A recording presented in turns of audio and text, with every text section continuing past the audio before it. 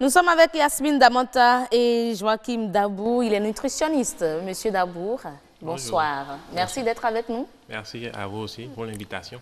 C'est un plaisir. Yasmine. La plus heureuse des heureuses.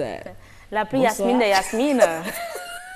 Comment allez-vous? Ça va très bien.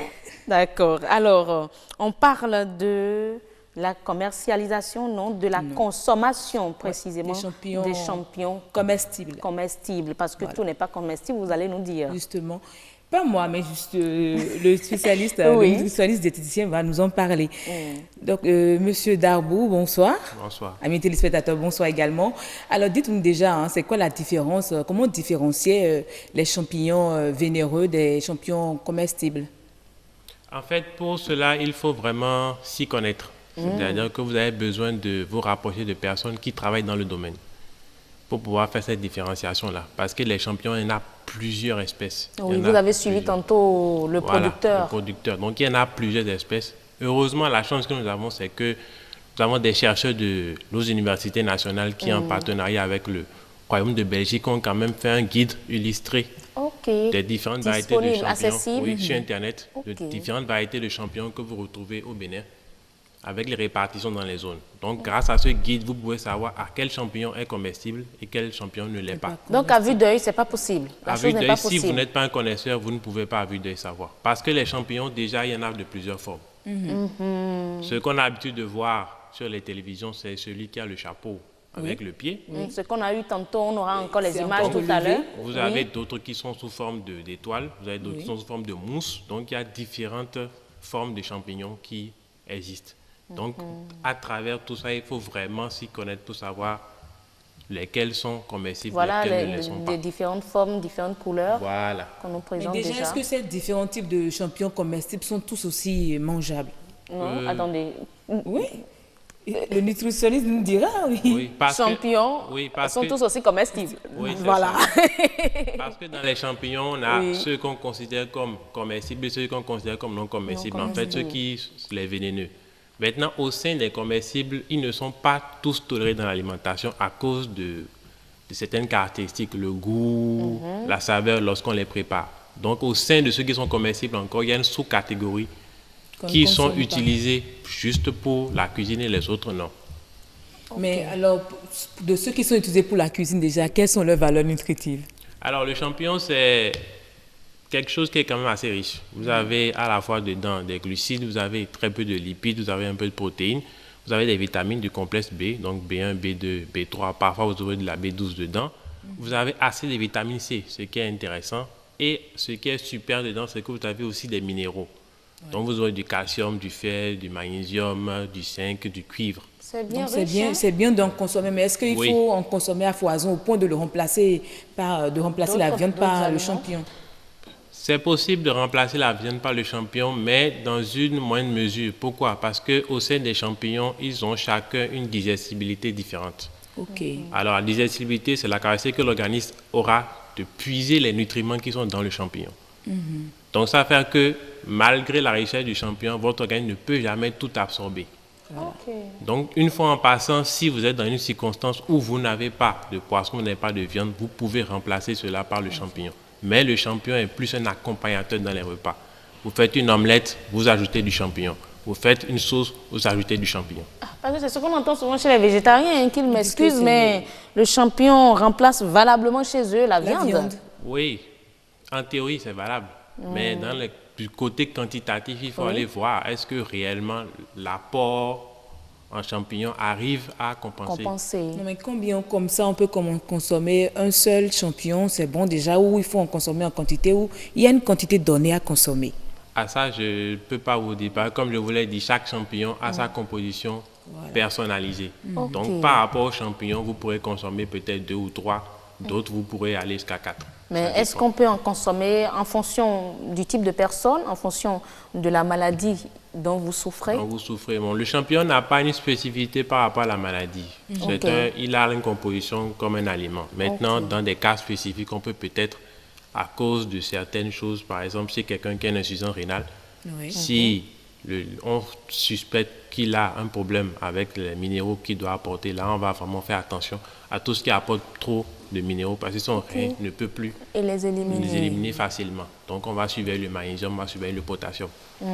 D'après nos recherches, c'est dit qu'il est riche en vitamine B et sa consommation faciliterait la digestion et qu'il protège également contre les maladies cardiovasculaires et certains cancers. Vous en dites quoi? Oui, tout ça c'est vrai. Tout ça c'est vrai et c'est vrai pour la plupart des aliments. Vous prenez la vitamine C, c'est un antioxydant. Un antioxydant protège contre le cancer. Vous prenez les vitamines B1, B2, B3, ça permet la production d'énergie et beaucoup de choses derrière. Donc, rien qu'avec un seul nutriment, on peut attribuer une vertu à un aliment. Donc, si on prend la vitamine C, le citron, l'orange, il y a de la vitamine C dedans. Donc, ça protège contre les cancers. Donc, cela ne fait pas du champignon une particularité. Non, le champignon n'est pas une particularité, mais c'est un bon aliment. C'est un bon aliment. Ah ben, j'ai vu une image tout de suite, là, le réalisateur nous envoie. Je ne sais pas si c'est frit. Je veux bien savoir comment. C'est séché. Il y a plusieurs manières de conserver. Justement, voilà, comment déjà conserver on aborde d'abord la conservation. Comment conserver les champignons? Les champignons, bien, ça dépend déjà de comment vous les avez achetés. Parce qu'on les achète. On les achète le plus souvent. Donc, si on vous l'a déjà séché, c'est bon. Quand c'est séché, ça dure plus longtemps.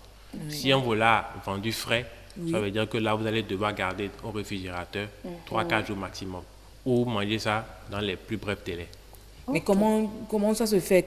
Dès qu'on me donne ça frais, comme la dame l'a fait tout à l'heure, elle a accueilli. Donc, quand je le prends comme ça, je le mets dans le frigo directement ou je dois nettoyer? Comment ça se fait? Vous nettoyez. Maintenant, vous nettoyez. Il n'est pas recommandé de faire un nettoyage comme on a l'habitude de faire, rincer à l'eau. Non, ce n'est pas recommandé. Parce que le champignon risque d'absorber l'eau et les microbes risquent de pénétrer le champignon. Donc, il faut la production est facile, j'ai compris tantôt, mais la consommation est compliquée. Voilà, donc là, il est recommandé d'utiliser une petite brosse pour brosser juste le champignon. Une brosse à dents ou il y a une brosse spécifique? Ah non, je ne sais pas de brosse spécifique. Une brosse à dents. Il faut brosser. Il faut brosser un peu ou utiliser un linge très légèrement humide pour nettoyer. D'accord. Là, il faut de la délicatesse. Oui, il faut de la délicatesse. Bon, il n'est pas fragile. Mais bon, vous nettoyez ça. Et puis, lors de la cuisson, vous prendrez le temps de... Voilà. Et par rapport même à la cuisson, comment consommer, quels sont ces types de transformations pour la consommation? J'ai vu tantôt, vous aviez dit sécher. On peut manger ça séché comme ça, tranquillement, sans mettre ça au feu? Non, vous allez cuire. Vous allez le cuire forcément avant de le consommer. On est dans un pays où il faut se méfier des microbes. Donc, il faut forcément faire passer ça au feu pour s'assurer vraiment qu'on a un nombre de microbes limité, vraiment limité là-dedans avant de le consommer. Donc là, une fois que c'est cuit, il y a plusieurs préparations. Ça peut être fait en soupe, vous pouvez ajouter à la sauce. Mais quelle est la préparation qui vraiment nous permet de garantir ou de conserver tous ces apports nutritifs? Vous faites une cuisson, tout simplement. Une cuisson, tout simplement. Voilà une soupe qu'on nous présente là déjà. Il y a plusieurs soupes, hein? Oui, il y a plusieurs soupes. Il y a beaucoup de recettes à base de champignons. Mais juste qu'il ne faut pas tellement consommer, il faut savoir consommer. Bon, il n'y a pas vraiment de risque avec le champignon. Vous en consommez comme vous voulez. Comme on veut. D'accord. Mais c'est bon pour les enfants, une nourriture à donner aux enfants, aux tout petits? Aux tout petits, ça dépend des tout petits. Ça dépend des tout petits. S'il a l'âge de manger le plat familial, c'est-à-dire qu'il a déjà 1 an, c'est bon. On peut l'initier aux champignons petit à petit. Parce que c'est aussi ça, c'est une affaire d'initier les gens. Ceux qui n'en ont jamais consommé, ça va toujours être difficile pour eux de commencer à consommer ça. Donc, il faut habituer les gens petit à petit à consommer les champignons. Moi, je n'ai pas compris pourquoi c'est difficile pour vous, parce que c'est un aliment. Est-ce que l'enfant pourra marcher comme vous? C'est dur. J'en ai jamais consommé comme ça. Voilà, donc, on va faire le programme pour aller manger ça, heureuse. Moi, pour avoir essayé, c'est quand quelque chose, vous n'êtes pas habitué, au premier abord, vous ne vous sentez pas tellement à l'aise avec. Mais à force, vous allez vous habituer. D'accord. Merci beaucoup et merci, Marche. Et décidément, je vois Marche, je dis Yasmine. Je suis toujours heureuse d'annoncer. Merci, amis téléspectateurs. Merci, Dabous Joachim. Merci beaucoup d'avoir répondu également à notre appel. On rappelle déjà aux téléspectateurs que le champignon, on peut le consommer quand on veut, comme on veut, juste qu'il faut préparer avant de manger, pour éviter... Il faut bien cuire cela avant de manger. Et moi, je retiens juste que la production du champignon, c'est facile, c'est bien. Mais comme le dit mon thème du jour, la consommation, quand on décide de consommer le champignon, c'est compliqué. Il faut... Un tout petit peu. C'est déjà compliqué. Merci beaucoup. Merci à vous, chers invités. Merci pour le choix du sujet. Yasmine et Marcel, vous nous avez fait découvrir le champignon. C'est très intéressant.